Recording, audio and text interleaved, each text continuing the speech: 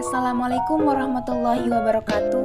Halo guys, perkenalkan nama saya Alfia Qurratu Ain dengan NIM 220404502063. Saya dari kelas BK1C, Prodi Bimbingan dan Konseling, jurusan Psikologi Pendidikan dan Bimbingan, Fakultas Ilmu Pendidikan Universitas Negeri Makassar.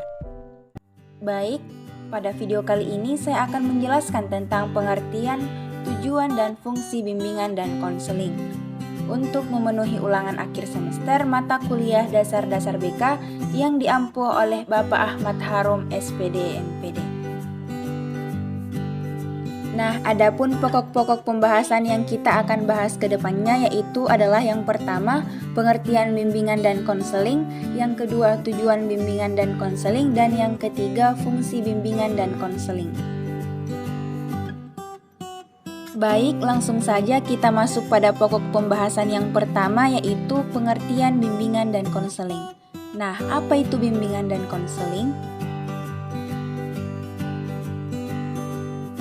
Bimbingan dan konseling adalah rangkaian proses kegiatan yang fokus utamanya adalah memberikan bantuan melalui wawancara dan tatap muka yang bertujuan untuk memberikan bimbingan atau pengetahuan untuk mengatasi suatu permasalahan yang sedang dihadapi. Selanjutnya, pokok pembahasan yang kedua yaitu apa itu tujuan bimbingan dan konseling. Ada dua tujuan bimbingan dan konseling yaitu secara umum dan secara khusus. Yang pertama adalah secara umum. Ditinjau dari perkembangan konsepsi bimbingan dan konseling senantiasa mengalami perubahan dari yang sederhana sampai yang komprehensif.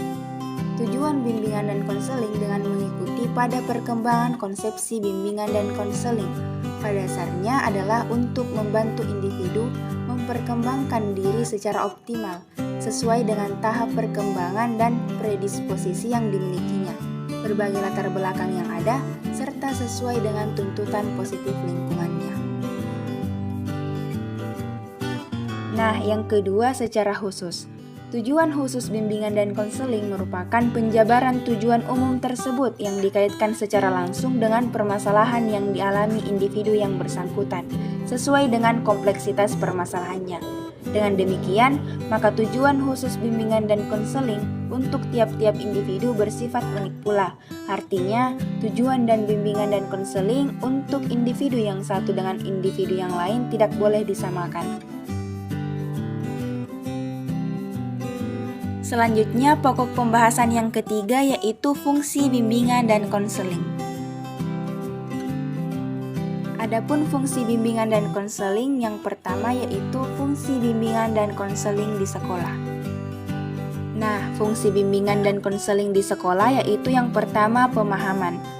Dengan membantu peserta didik untuk memahami dirinya dan lingkungan sekitarnya agar dapat mengembangkan potensi dirinya secara optimal dan menyesuaikan diri dengan lingkungannya secara dinamis dan konstruktif.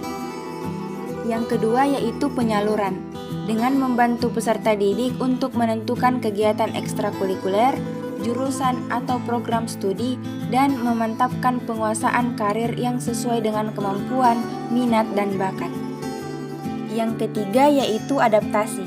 Dengan membantu proses mengajar untuk menyesuaikan program pendidikan dengan latar belakang pendidikan, kemampuan, minat, dan bakat peserta didik. Dan yang keempat yaitu penyembuhan atau kuratif, yaitu dengan pemberian bantuan kepada peserta didik yang telah mengalami masalah pribadi, sosial, belajar, maupun karir. Nah, yang kedua adalah fungsi bimbingan dan konseling. Menurut Prayitno dan Anti tahun 2004 dalam bukunya halaman 197-217 menyatakan fungsi bimbingan dan konseling ditinjau dari kegunaan atau manfaat ataupun keuntungan-keuntungan apa yang diperoleh melalui layanan tersebut. Fungsi-fungsi itu banyak dan dapat dikelompokkan menjadi 4 fungsi pokok, yaitu yang pertama fungsi pemahaman, yang kedua fungsi pencegahan, yang ketiga fungsi pengentasan, dan yang keempat fungsi pemeliharaan dan pengembangan. Nah, itulah tadi pembahasan mengenai pengertian, tujuan, dan fungsi bimbingan dan konseling. Semoga bermanfaat. Assalamualaikum warahmatullahi wabarakatuh.